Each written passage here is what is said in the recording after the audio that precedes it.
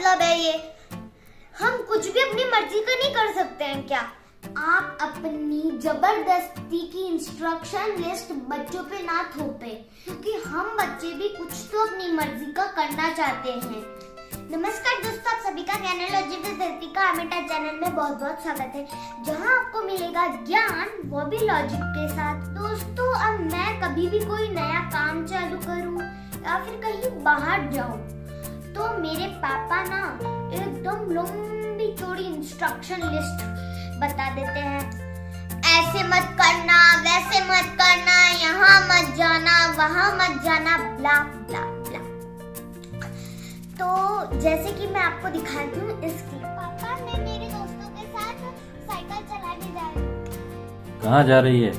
किसके साथ जा रही है? घर की गली के आगे और पीछे वाली गली में ही रहना, अननोन प्लेस पे नहीं जाना, नहीं तो कोई पकड़ के ले जाएगा। मुझे मत बोलना। अंधेरा पड़ने से पहले घर आ जाना वापस। सिर्फ साइकिल ही चलाना, नवरे काम मत करना। टाइम पे घर आ जाना, नहीं तो वापस अगली बार जाने नहीं दूंगा। तो देखा दोस्तों आपने कि हम अपनी मर्जी का कुछ भी नहीं कर सकते, क्योंकि इन बड़ों को पहले से ही पता है कि हम इनके इंस्ट्रक्शंस के अलावा कोई भी चीज करेंगे तो क्या क्या बुरा हो सकता है। वैसे मम्मी कभी कभी मुझे सपोर्ट करती है और कभी कभी वो पापा को कहती भी है कि ये काम इसको अपनी तरीके से ही करने दो, बट मेरे पापा तो मेरे पापा हैं। अब एक दिन क्या हुआ, मैं स्केटिंग क्लास जा रही थी, पापा को बोल दिया मैंने, तो पापा ने मुझे पहले से ही एक इंस्ट्रक्शन दे दिया कि अगर सर ना हो तो वापस चुपचाप घर आ जाना, क्योंकि हमारे एक सर तो टूर्नामेंट गए हुए हैं बच्चों को लेके, और उनके असिस्टेंट सर हैं जो हमको स्केटिंग क्लास सिखाते हैं। तो अब वो भी ना हो तो चुपचाप घर आ जाना। तो मैं चली गई, वो सर आए नहीं, और मेरी तरह कुछ और स्टूडेंट्स आए थे। तो हम खुद ही प्रैक्टिस करने लग गए, खेलने लग गए। घंटा भर हो गया, फिर मम्मी आती है, तो मम्मी देखती है कि सर तो आए नहीं और हम बच्चे खुद ही प्रैक्टिस कर रहे हैं, खुद ही खेल रहे हैं। तो फिर मम्मी ने मुझे डांटा कि जब सर नहीं आए तो चुपचाप घर चले जाना चाहिए था। अभी पापा को पता चलेगा तो तेको पता है वो कितना डांटेंगे। फिर हम घर गए। उसके बाद मैंने सोचा कि मम्मी बताए उससे अच्छा तो मैं ही बता देती हूँ, और जैसे ही पापा को पता चला वो तो डांटना चालू। अब मुझे बहुत बुरा लग रहा था, तो मैंने मम्मी को जाके कह दिया कि क्या मतलब है ये? हम कुछ भी अपनी मर्जी का नहीं कर सकते हैं क्या? तो मम्मी ने मुझे समझाया, नहीं तुम अपनी मर्जी का कर सकते हो, पर अगर तू हमको पहले आके बता देती कि सर तो नहीं आए लेकिन कुछ बच्चे आए तो मैं उनके साथ खेल रही हूँ, तो हम तेको कुछ देर के लिए भेज देते और फिर वापस बुला लेते। मम्मी ने मुझे समझाया कि बड़ों ने ज्यादा लाइफ देखी होती है, उनको ज्यादा अनुभव होता है और उनको पता होता है कि आपका कौन सा एक्शन आपको नुकसान पहुंचा सकता है, और वो नहीं चाहते कि आप ठोकर खाकर ही सीखें, इसलिए वो आपको अपने अनुभव से पहले ही सचेत कर देते। फिर मम्मी ने मुझे कहानी सुनाई। तो उस कहानी में एक जंगल था जिसमें एक बहुत विशाल पेड़ था, जिसके ऊपर एक कबूतर का पूरा परिवार रहता था।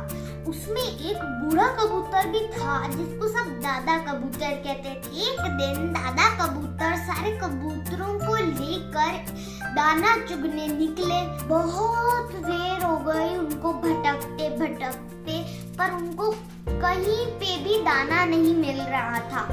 फिर उनको एक जगह बहुत सारे दाने मिले, तो कबूतर तो उनको देख के बहुत खुश हो गए। वो उनको चुगने के लिए जाने लगे। तभी दादा कबूतर ने उन सारे कबूतरों को रोका कि मत जाओ, ये किसी शिकारी का जाल भी हो सकता है। लेकिन किसी कबूतर ने नहीं सुनी। वो बहुत देर से भूखे थे और वो उड़ते उड़ते थक भी गए थे, तो किसी ने नहीं सुनी और वो उसके लिए निकल पड़े। एक्चुअली वहाँ दानों के नीचे शिकारी ने अपना जाल बिछा रखा था और अब उसके ऊपर सारे कबूतर फंस गए थे और वो बहुत पछता रहे थे। वो दादा कबूतर की कहीं बात याद आ रही थी और वो अब बहुत पछता रहे थे। तो फिर सारे कबूतर ने इधर उधर देखा तो दादा कबूतर वहीं ऊपर से उन्हें देख रहे थे। उन सारे कबूतर ने दादा कबूतर से मदद मांगी।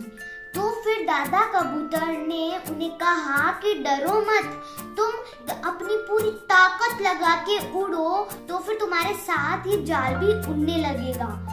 इस बार सभी ने दादा कबूतर की बात मानी और सारे कबूतरों ने अपनी पूरी ताकत लगा के उड़ना चालू किया।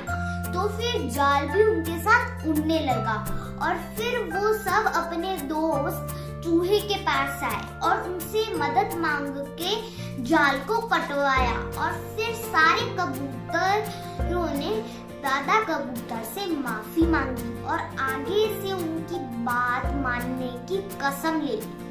तो देखा दोस्तों, घर के बड़े जो भी कहते हैं वो अपने अनुभव से कहते हैं, जो कि 99% सही होता है। तो दोस्तों, जरूरी नहीं है कि हम भी उन्हीं कबूतरों की तरह फंसकर ही समझें। तो इसलिए हम बड़ों की बात मानकर भी समस्याओं से दूर रह सकते हैं। तो दोस्तों, आप भी अपने बड़ों के इंस्ट्रक्शंस को ध्यान से सुने और समझें और माने। और जितने भी बड़े हैं उन सबसे मेरी हाथ जोड़ के रिक्वेस्ट है कि आप अपनी जबरदस्ती की इंस्ट्रक्शन लिस्ट बच्चों पे ना थोपे, क्योंकि हम बच्चे भी कुछ तो अपनी मर्जी का करना चाहते हैं। इसीलिए जो रिस्क फ्री हो उस काम को बच्चों को अपने हिसाब से कर लेने दें। तो दोस्तों, अगर आपको आज की वीडियो अच्छी लगी हो तो ज्यादा से ज्यादा लाइक करना और शेयर करना, और अभी तक आपने चैनल को सब्सक्राइब ना किया हो तो जल्दी से सब्सक्राइब कर दें और जल्दी से बेल आइकन दबा दें ताकि आपको अगली वीडियो की जानकारी हो। अब मैं अपनी वीडियो को समाप्त करती हूँ उसी मैसेज के साथ कि आत्मा को निरंतर साफ करते रहे, दुनिया को निरंतर माफ करते रहे और परमात्मा को निरंतर याद करते रहे। मिलते हैं अगली वीडियो में, तब तक के लिए नमस्कार।